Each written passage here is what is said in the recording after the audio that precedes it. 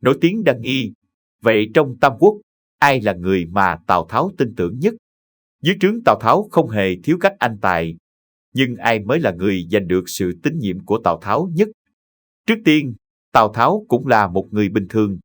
Tào Tháo trong cuốn Di lệnh có viết: Ngô Tỳ thiếp giữ kỹ nhân giai cần khổ, sự trứ đồng tước thai, thiện đại chi. Ý muốn nói Tỳ thiếp và nghệ nhân ca vũ của ta đều rất chịu khổ chịu khó, phải đặt họ ở Khổng Tước Đài. Đối xử thật tốt với họ. Dư hương khả phân giữ trư phu nhân, bất mệnh tế. Chư xá trung vô sở vi, khả học tác lý tổ mại. Ý muốn nói thừa hương thì chia cho các phu nhân, đừng dùng để tế bái. Các phu nhân bình thường không có việc gì làm có thể học làm giày đem bán. Ngô dư y cừu, khả biệt vi nhất tàn, bất năng giả. Huynh đệ khả công phân chi.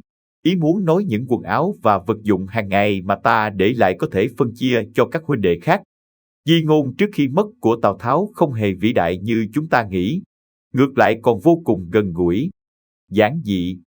Thực ra ông không khác người bình thường là bao, sau khi mất cũng lo lắng cho vợ và các con ở lại, còn dặn dò di sản xử lý ra sao. Người mà Tào Tháo tin tưởng. Thứ nhất, người viết cho rằng Tào Tháo cũng giống như người bình thường.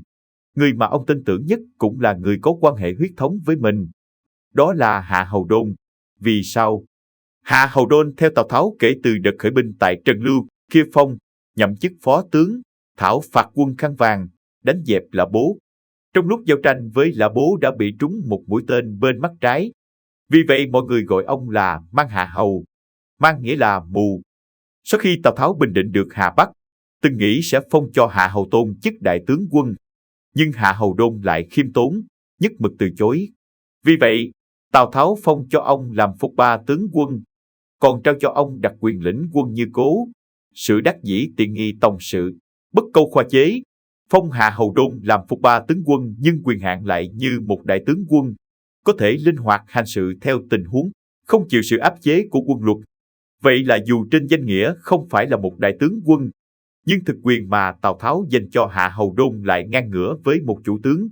Hạ Hầu Đôn còn đích thân gánh đất, cùng làm việc đồng điền với binh lính và lão bách tính. Cùng người dân trải qua hạn hán, lũ lụt, ông giỏi trấn thủ hậu phương, rất ít khi thống lĩnh chỉ huy ở tuyến đầu. Tào Tháo khi đi xe cũng thường xuyên gọi Hạ Hầu Đôn ngồi cùng, chỉ có duy nhất Hạ Hầu Đôn có thể ra vào phòng ngủ của Tào Tháo. Hạ Hầu Đôn sống rất trung thành, giản dị, được thưởng gì cũng đều chia cho người dưới. Cả đời không tích góp tài sản, đến lúc già đi cũng chỉ là kẻ tay trắng. Với nhân cách, đối nhân xử thế cộng với quan hệ huyết thống, Hạ Hầu Đôn là cánh tay đắc lực mà Tào Tháo tin tưởng nhất, không ai có thể thay thế. Thứ hai, Tào Tháo là người có tham vọng lớn, ông luôn muốn gây dựng nên nghiệp lớn. Tuy nhiên trong thời đại binh đao loạn lạc, chiến tranh liên miên, muốn nên được nghiệp lớn, trước hết phải bảo toàn được cái thân trước đã. Vì vậy, Tào Tháo đã chọn ra một vệ sĩ mà mình tin tưởng giao tính mạng của mình cho, đó chính là Điển Vi. Điển Vi có thể được coi là hình mẫu cho các vệ sĩ bởi sự trách nhiệm, trung thành và độc nhất vô nhị của mình. Hình tượng Điển Vi được mô tả là thể hình vạm vỡ, cơ bắp hơn người, hành hiệp trượng nghĩa. Vũ khí mà ông sử dụng cũng là 2 cây kích, vũ khí thời cổ, khá nặng, người thường cầm thôi cũng đủ khó khăn, nhưng ông lại thường xuyên sử dụng chúng. Sự dũng mãnh không cần miêu tả cũng đủ biết. Chỉ tiếc ông chỉ phục vụ Tào Tháo trong 3 năm, 194 đến 197, ở Uyển Thành vì cứu Tào Tháo mà mất mạng. Tào Tháo vì chuyện này khóc lóc thảm thiết.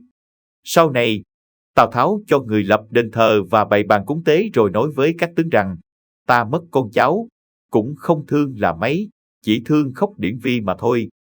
Thực ra, đàn ông muốn nên nghiệp lớn nhất định phải có cho mình nhiều trợ thủ đắc lực.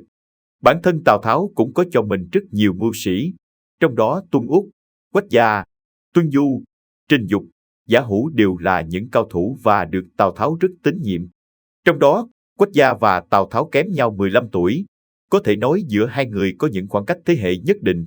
Tuy nhiên, cả hai đều là những người rất khí chất lại thông minh, còn rất hợp nhau ở điểm háo sắc, gặp được nhau như cá gặp nước, cứ tự nhiên dính lại với nhau.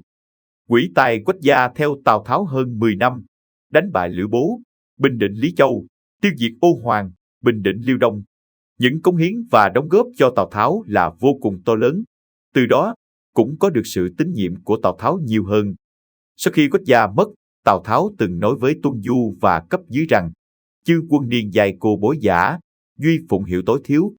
Thiên hạ sự cánh, dục dĩ hậu sự chúc chi. Nhi trung niên yểu triết, mệnh giả phu. Ý muốn nói mưu sĩ dưới trướng của Tào Tháo hầu hết đều cao tuổi, chỉ có Phụng Hiểu, tức Quách Gia, là trẻ nhất. Tào Tháo hy vọng sau khi bình định được thiên hạ, chuyện lớn đều giao cho Quách Gia, chỉ tiếc rằng Quách Gia lại qua đời sớm. Đây là ý trời. Nếu không tuyệt đối tin tưởng, Tào Tháo sẽ không đời nào muốn giao việc lớn cho Quách Gia. Vì vậy, về phương diện nghiệp vụ, trợ thủ cũng là mưu sĩ mà Tào Tháo tin tưởng nhất chính là Quách Phụng Hiểu. Nói tóm lại, xếp hạng mức độ tin tưởng của Tào Tháo thì người viết cho rằng Hạ Hầu Đôn số 1, Điển Vi số 2 và Quách Gia số 3. Video chúng tôi đến đây là kết thúc. Cảm ơn tất cả các bạn đã quan tâm và lắng nghe. Đừng quên like, share và đăng ký kênh để theo dõi những video khác nhanh nhất. Một lần nữa xin cảm ơn tất cả các bạn.